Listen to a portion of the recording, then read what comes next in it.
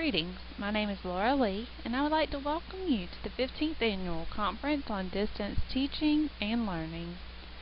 Our keynote speaker for the conference is Ms. Pam Knight. Ms. Knight is an executive consultant for ISIS Multimedia in Austin, Texas. Through her experience in educational training and instructional technology, Ms. Knight has realized the importance of developing critical thinking skills in distance learning programs. Hopefully, today's information provided by Ms. Knight will assist you in answering the following question. How can the development of critical thinking skills be impacted by distance education programs? First and foremost, let's be sure we all understand the focus of today's speaker, critical thinking skills. As you can see from the diagram on the screen, Bloom's taxonomy is composed of 6 different learning objectives that educators set for students. Critical thinking skills are identified and associated with the higher level cognitive skills: analysis, synthesis, and evaluation. To ensure critical thinking skills, Nodar, Wilson, and Ross encourage educators to implement problem-based learning activities to promote critical thinking and problem-solving skills through active participation in the learning process, including self-direction, identification of own learning needs, teamwork, creative discussion, and learning from peers while integrating and synthesizing of a variety of knowledge. Many schools across the nation are working to include online learning as a fundamental part of their instructional strategies. To ensure students are adequately prepared for the workforce and successfully functioning and participating in today's global society, it is imperative to encourage students to think critically and solve problems.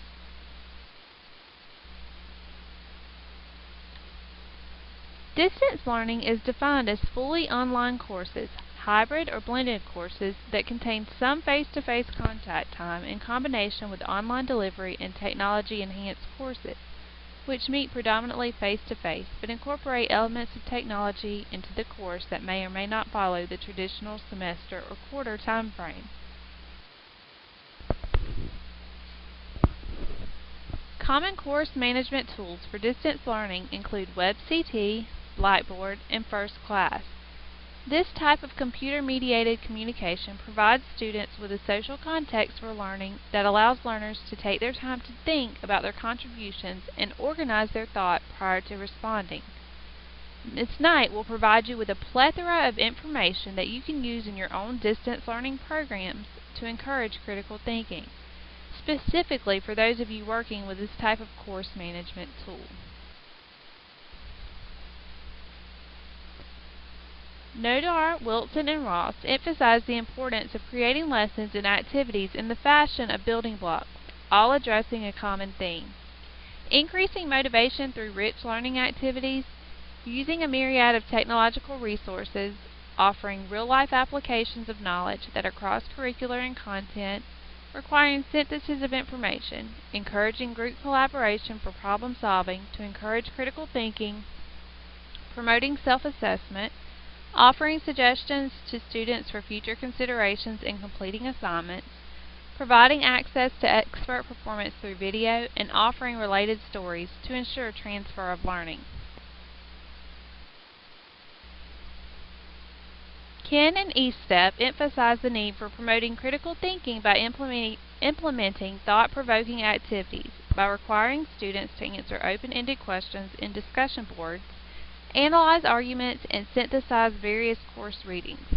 Ms. Knight will address these areas today as she speaks to us about the various ways you can increase the use of critical thinking in your distance learning programs.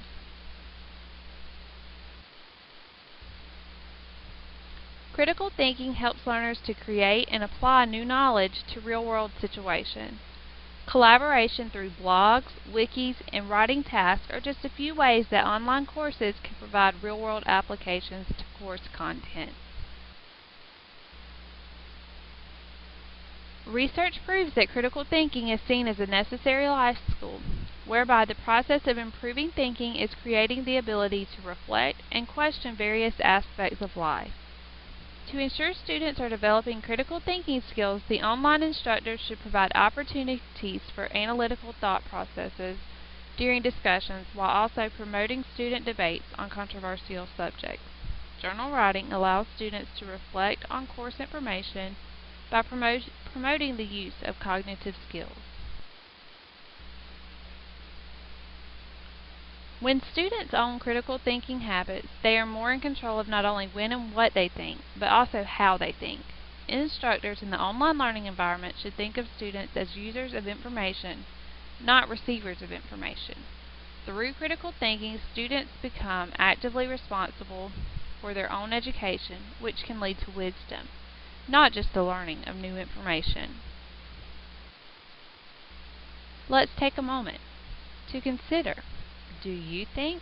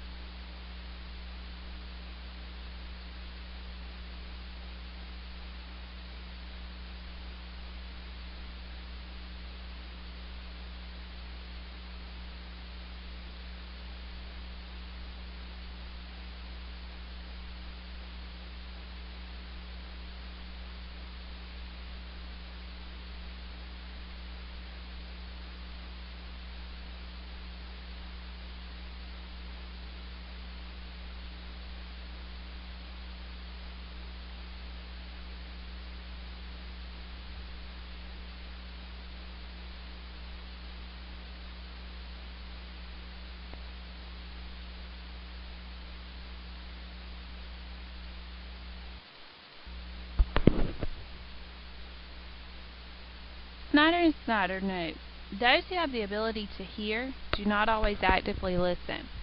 Similarly, those who have the ability to know do not always critically think. Please keep this very important quote in mind as Ms. Knight speaks with us today. Now, please join me in welcoming the keynote speaker for the 15th Annual Conference on Distance Teaching and Learning, Ms. Pam Knight.